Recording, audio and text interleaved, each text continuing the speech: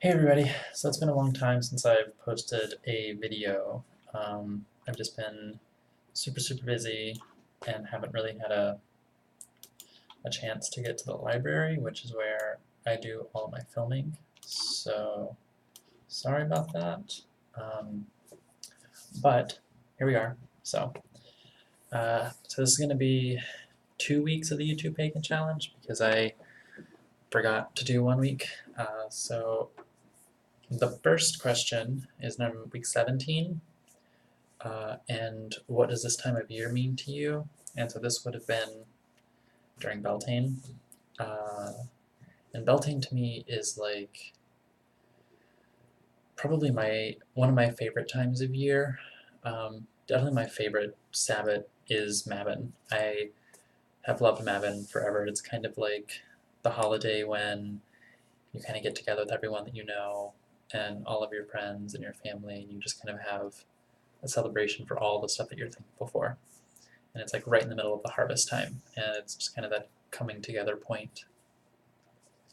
And Beltane is kind of like that too, to me, at least in the group that I work with. Beltane is one of our bigger parties, our bigger celebrations, I would say, where we kind of all get together with our friends and just have a great time celebrating the gods and um, fertility and everything that's about to happen.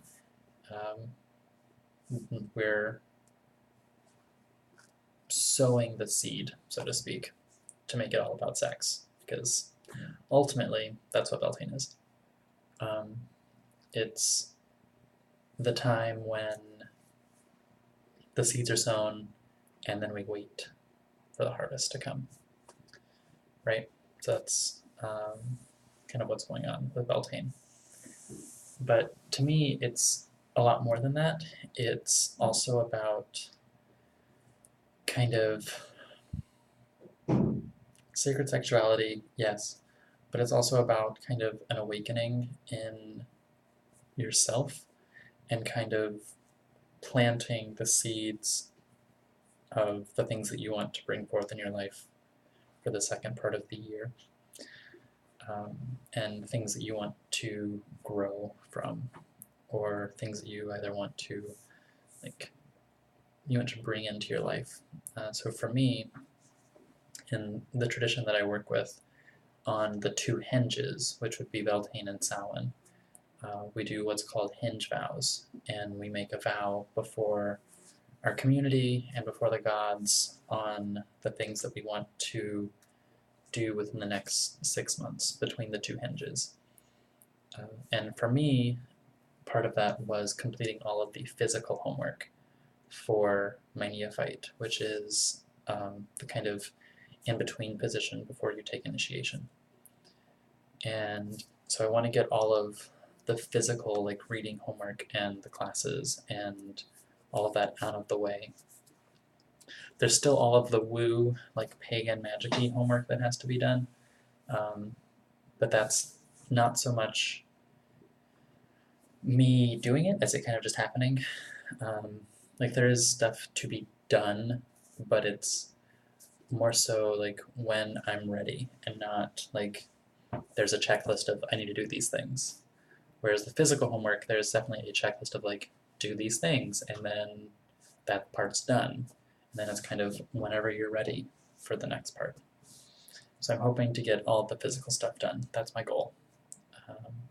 And hopefully I can do it. it's it's not a lot that I have left to do. I have to read a few books, which are one of them's pretty long. The other one I'm almost done with. And then I have to write 3 rituals. Not too bad.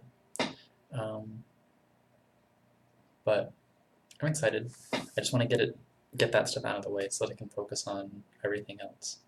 Um,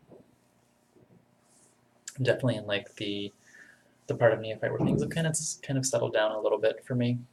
Um, but I never know when something crazy is going to happen because that's kind of how this part of it all works. Like it just kind of surprises you, and so that's what I'm hoping to get out of my vows from Beltane is to kind of take some control of my neophyte and kind of at least be able to control what I can, because some things I just can't control, and I have to live with that. That's great. But so that's Beltane for me. It's kind of planting the seeds and reaping them later and being prepared for the harvest. So hopefully what I've sown comes to fruition. And week 18. What does deity, God, or divine mean to you? Whew. So this is going to be fun. I'm what I would call a hard polytheist, specifically a hard polyhenotheist. Polytheism being that you believe in many gods, hard polytheism meaning that you believe all of the individual gods are their own individual people. So, like, Bacchus and Dionysus are not the same in any way. And in case you're curious, which one of the two that I follow, because I've mentioned it before, but just in case you're curious, I wore this jacket today, so I might as well show you the back patch that's on it, because it's amazing. So, my back patch on my jacket, obviously a child of Dionysus. So that is my view on hard polytheism. All deities are separate. Polyhenotheism is a belief in all gods, but a worship of only a select few. So while I believe all gods are real, I don't have personal relationships with all of them. That's just, I don't have time to do that. I don't have the time or the energy. Even though I do work with a lot of deities, and I have a lot of relationships with a lot of deities, yeah. Also, don't collect them. I tend to have a habit of collecting deities, which is not on purpose. It just sort of happens. I don't know. People tell me it's not a good thing. And to those people I say, oh well. Sorry about it. I haven't gone crazy yet, I don't think. But who knows? I mean, it's not like I'm working with like 400 deities. There's like 10, maybe. It's not too bad. It's a pretty low number. Also, I found this thing inside my jacket. I didn't even know it was here. But I voted at one point. Woo. And that's from this year, but whatever. So yeah, deities, very difficult to describe for me because I am often the one person being like, oh, you're calling that deity for that? But in this story, they weren't super happy about this thing that you're doing and this ritual. You might want to call this person. And they're like, they're the same. Like, they believe they're like the same, just different cultures. I'm like, yeah, no, not the same. Bacchus and Dionysus, similar, not the same. Pan and Faunus, not really the same. So it's kind of, I want all deities to be themselves. I was actually having this conversation with someone today, sort of, about one of the Orishas, Oshun, who is the Orisha of like love and beauty and fresh water and kind of all of that stuff. And we were like, well, so she's kind of like Aphrodite, who is the Greek goddess of like love and beauty. And they were like, well, kind of a bit, but she's a little more than that, right? Like all the deities have a little bit more to them than like their counterparts in other cultures. And so it's kind of not okay to say that this deity is also this deity. Like, I am not a duotheist in any way. I don't think that there are two gods who embody all deity, which I know some people who are, and that's fine, and that's how they view deity, and that works for them. I'm not one to judge anyone else's view of deity. So, in Wicca, there are the Lord and the Lady, and they have very specific names, and those names are given to the initiated.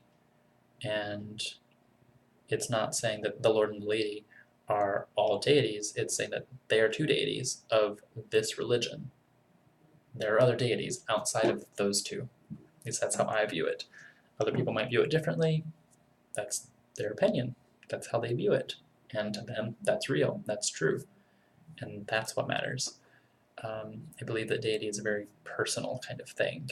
And whatever works for you, but might not work for someone else. And that's really what's important. So, yeah. So I guess that's how I view deity and how I view Beltane and all of that. And if you have any questions or comments about any of my views, comment below, let me know. If you don't feel comfortable commenting, you can always send me a message, and I'll try to answer it as best I can, because I know that other people have different viewpoints, and maybe a conversation will come out of it, and maybe we'll both learn something. That'll be great. So, you guys have a good day, or a good night, or whenever you're watching this, and I'll talk to you later. Bye.